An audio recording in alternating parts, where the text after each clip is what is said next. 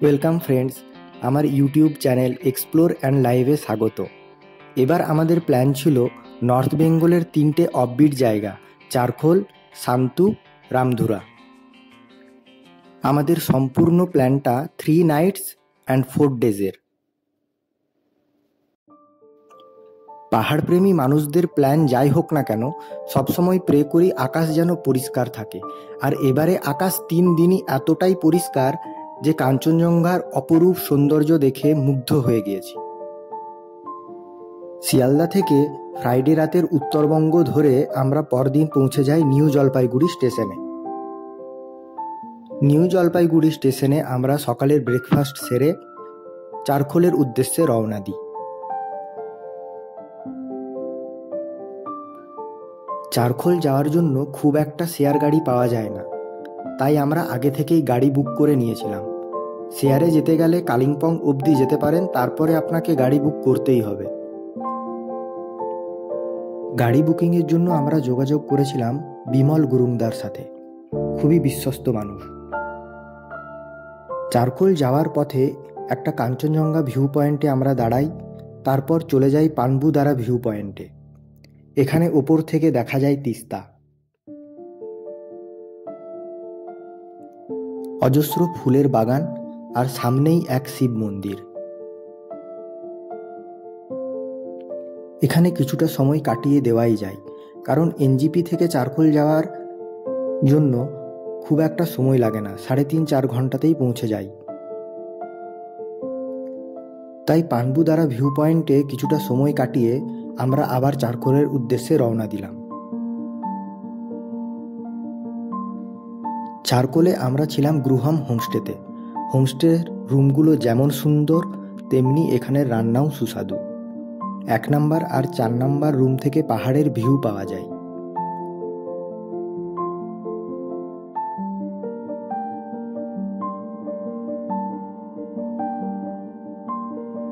Fresh হয়ে lunch সেরে নেবার পর আমরা সামনেই একটু হেঁটে গেলাম সানসেট ভিউ পয়েন্টে।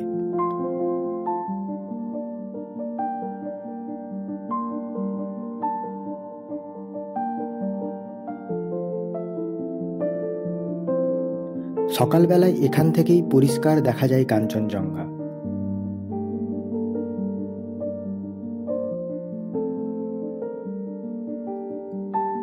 পরের দিন আমাদের গন্তব্য শান্তুক। এনজিপি থেকে চারখোল আর চারখোল থেকে শান্তুক পৌঁছে দেওয়ার পুরোটাই দায়িত্ব ছিল বিমল গুরুংদার উপর। শান্তুকে আমরা ছিলাম রিভার স্টোন রিট্রিট হোমস্টেতে।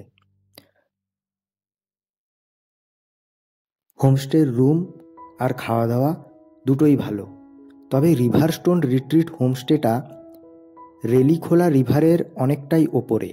এর থেকে রিভার ভিউ হোমস্টে বুক করা অনেকটাই বেটার। রিভার ভিউ হোমস্টে রেলিখোলা রিভারের একদম পাশেই।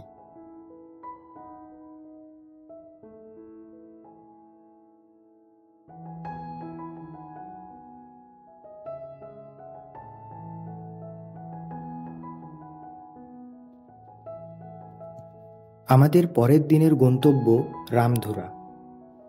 শান্তুক থেকে রামধুরা পৌঁছে দিয়েছিলেন আমাদের ড্রাইভার বেনার রয়দা, ভীষণ ভালো ব্যবহার। রামধুরাতে আমরা ছিলাম খালিং হোমস্টেতে।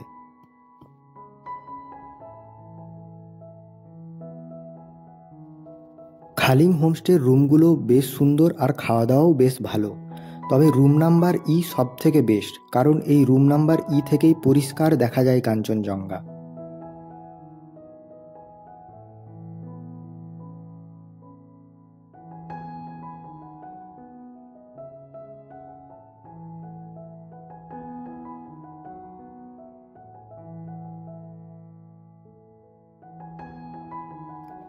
রামধুরা থেকে হেঁটেই যাওয়া যায় ইচ্ছেগাঁও।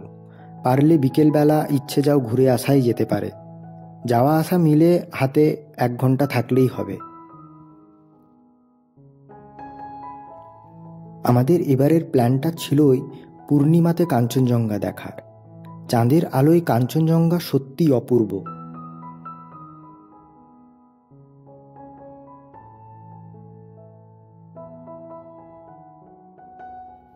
পরের দিন সকালে ফেরার পালা।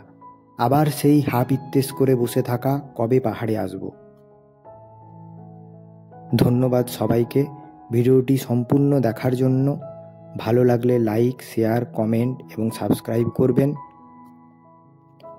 হোটেল, গাড়ির সমস্ত ডিটেলস ডেসক্রিপশনে দেওয়া থাকলো।